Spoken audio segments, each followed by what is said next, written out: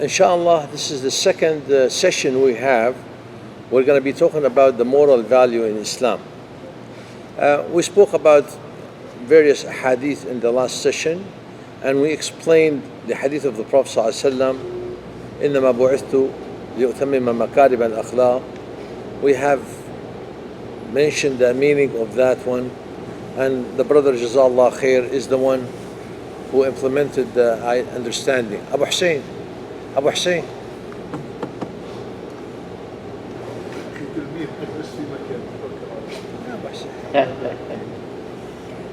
Okay, so inshallah today there is a hadith.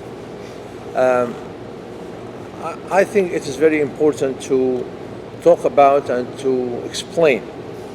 The hadith, the Prophet ﷺ said, لا تزول قدما عبد يوم القيامة حتى يسأل عن أربع. You know the hadith, and the hadith has many narrations.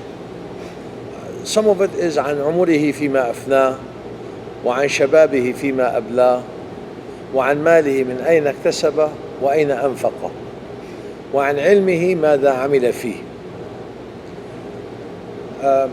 The first criteria the Prophet ﷺ is talking about is عن عمره فيما أفناه. How did you spend your life? Spending your life, did you waste your time? Did you apply the Sharia of Allah subhanahu wa ta'ala and you strive to learn it and adopt it and to practice it in your life? عن عمره فيما أفناه. How did you spend your life? What consumed your life? What is the main goal of your life that consumed all of your life? And some of the people, they said عن عمره فيما أفناه وعن شبابه فيما أبلاه. It's redundant. Other scholar, they said, منهم ابن عثيمين رحمه الله, he said it's not redundant. عن عمره فيما أفناه is one thing. عن شبابه فيما أبلاه, how did you spend your youth? How did you consume your youth? They said, and the youth is different than the life. In a way, when you are youth and you are young, everything with you is so powerful. Your eyes are good, your eyesight is good, your hearing is good, your energy is good. How did you spend your youth? Did you use your eyes to learn al-ilm al-shar'i? Did you use your memory? When we are old, like myself now, trying to memorize something, it will be very difficult. The youngsters, when they're trying to memorize something, they memorize it very, very fast. They have the better capabilities. So how did you consume your youth? Did you consume it in a way that Allah subhanahu wa ta'ala will be pleased with you? وَعَنْ شَبَابِهِ فِيمَا أَبْلَاهُ. Or we're spending our time or effort on the internet, here and there, watching movies, watching nonsense, talking about nonsense, playing cards all night, going with the friends. Most of the youth right now, as we're talking to them, is number one consumption of time is that they go and they are playing, eating, going out, dinners, staying up late at night. This is what's consuming all of the youth, or most of the youth. And few will consume it in the recitation of the Quran, or making tahajjud, or learning what they call al-ilm al-shar'i. وَعَنْ شَبَابِهِ فِيمَا أَبْلَاهُ. You're going to be asked, where did you waste your eyes and your ears and your potential that Allah subhanahu wa ta'ala had bestowed and gave you? وَعَنْ مَالِهِ مِنْ أَيْنَ اكْتَسَبَهُ وَأَيْنَ أَنْفَقَهُ. Your wealth and your money, how did you gain? How did you get what you have? What did you do? Did you get it in the halal way, or you got it in the haram way? And also how you spend it. Like Sa'id bin Musayyib rahimahullah said, everything in your life you will be asked about once, except your wealth. Where you got it from, and how you spend it, or where you spend it. Okay? So also, did you spend it in the halal way? Did you make the zakah? Did you make the sadaqah? Did you make what Allah subhanahu wa ta'ala have ordered you to make? Did you see the in-laws, al-arham, the the folks, you know, whatever you have, family, relatives, and so on, did you spend your money taking care of them or not? So this is the hadith. Why am I mentioning the hadith? Somebody may ask the question in the mind, if we're talking about the moral value, where does this hadith come into that understanding of the moral value? The reason I'm mentioning this hadith and the way my mind reflects into the session of the moral value is because I heard one of the scholars talking the other day about that the Muslim people are one of the most stingiest people, one of the most dirtiest people, one of the most people who lie. So we all lie. We all have shortcomings. We do not fulfill our promises. You know, reading the Quran, what does Allah subhanahu wa ta'ala is telling us in the Quran? If we go to Surah Al-Ra'd, ayah number 21, 22, 23, 24, Allah subhanahu wa ta'ala said, إِنَّمَا يَتَذَكَّرُ أُولُو الْأَلْبَابِ, ayah number 19 of Surah Al-Ra'd. Who is أُولُو الْأَلْبَابِ?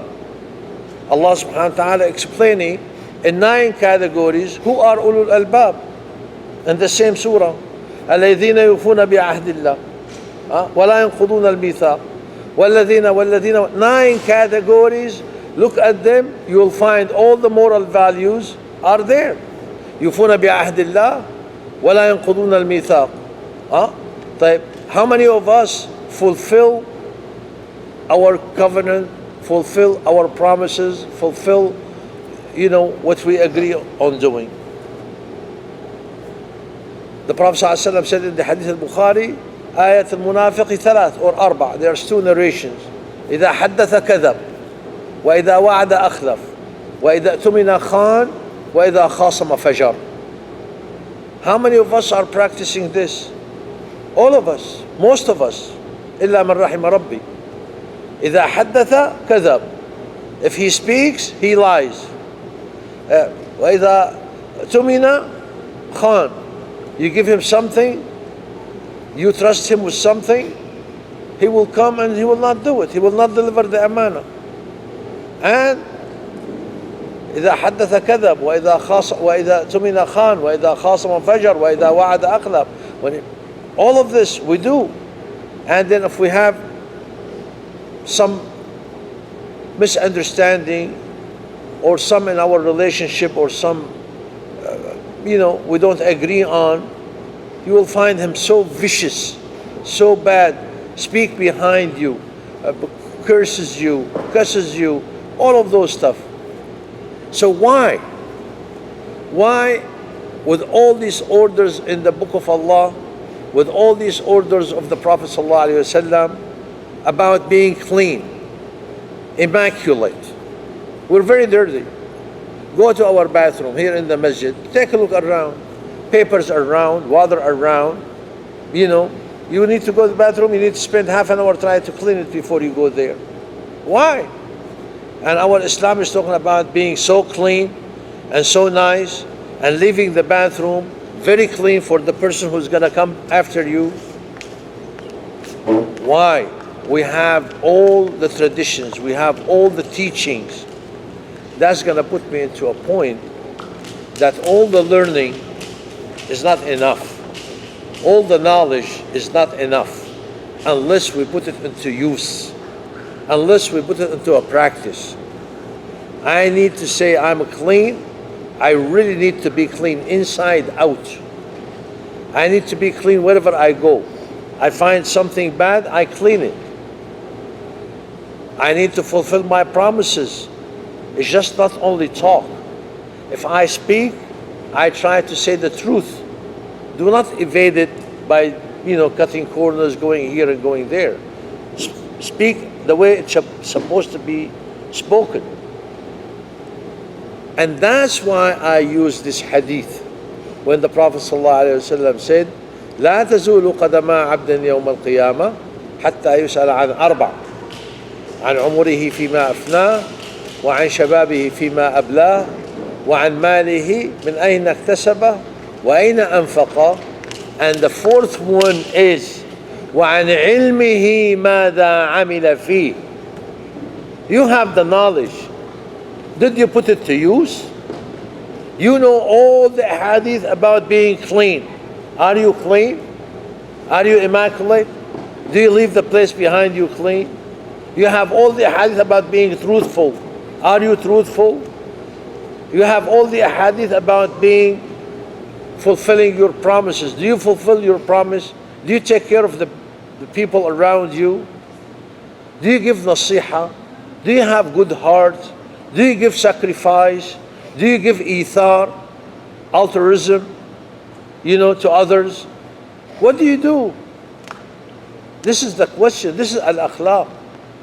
Islam has the moral value, has the highest of the moral value. It hurts so much to hear some of those people who they are Westerns embrace Islam. They said, I've heard about Islam, I love Islam, I became Muslim, but when I went to the Muslim country, I don't see no Islam. Why?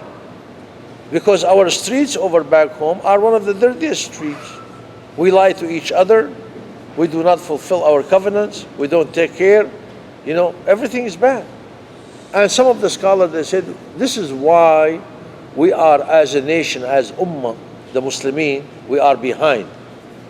Abu al-A'la al-Mawdudi rahimahullah said in the book, one of the greatest book was ever made, some of the scholars consider one of the best books I've ever made by Al-Imam Abu A'la al-Mawdudi. ماذا خسر العالم بانحطاط المسلمين.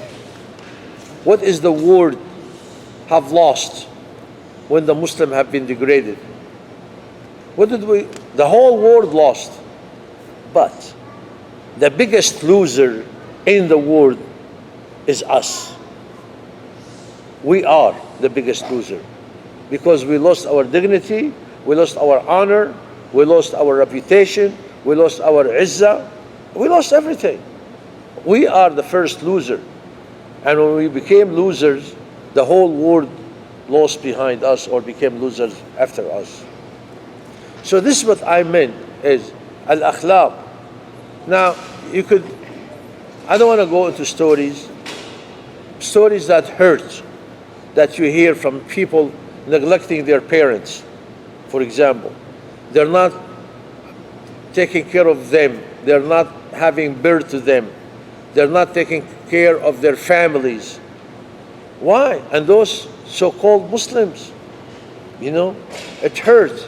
It's part of the moral value to take care of your neighbor.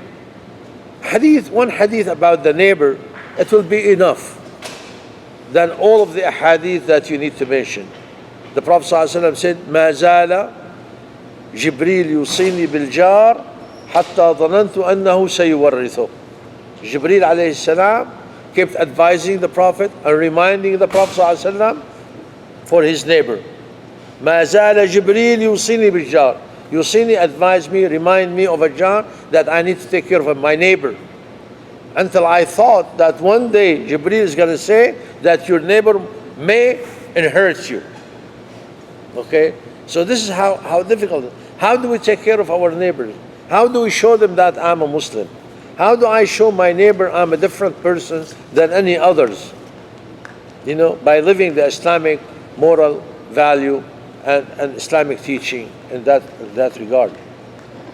So this is the importance. So what I need out of this, and I am not better than any of you. I have mistakes. I have inherited mistakes from my society, from the street, from the block that I grew up in. We all, but we need to change. We need to change for the better. We need to change by adopting more of this Islamic education and Islamic teaching. Information is not important. It is important if you want to adopt it into your life. Information is important when you want to put it into practice. But for me to sit down and gather information and gather knowledge just to put it in my mind without putting it into use, some of the scholar, like Imam al-Hasan al-Basri rahimahullah, said, it will be against you on the judgment day. The more knowledge you have and the less practice you have, that will be a burden on you on the judgment day. And Allah subhanahu wa ta'ala, according to this hadith, authentic hadith, وَعَنْ عِلْمِهِ مَاذَا عَمِلَ فِيهِ. Some people may ask the question, said, we're all a human being and we all make mistakes. It's something very important to note between a lifestyle and a mistake takes place. If I say I'm a truthful person, that means this is my lifestyle, that I'm a truthful person. Sometimes I may lie. That is different than that I'm always liar and one time I make a mistake and say the truth. Okay? When the Prophet ﷺ said, كل بني آدم خطاء وخير الخطائين التوابون, every son of Adam is at fault or can make mistake, and the best among those people who make mistakes are at-tawwabun, the one who repent. Hadith authentic, reported by Ahl-Sunnah. Here it is important to understand that the Prophet ﷺ is talking about that in your life, all of it, you are a truthful person, you are an honest person, you are a faithful person, you are an honorable person. If you make a mistake, and you will make a mistake, and you are subject to make a mistake, go back and repent, you will be among the best people. That is totally different than when I live all my life on the wrong side and sometimes I do good. It has to be the opposite.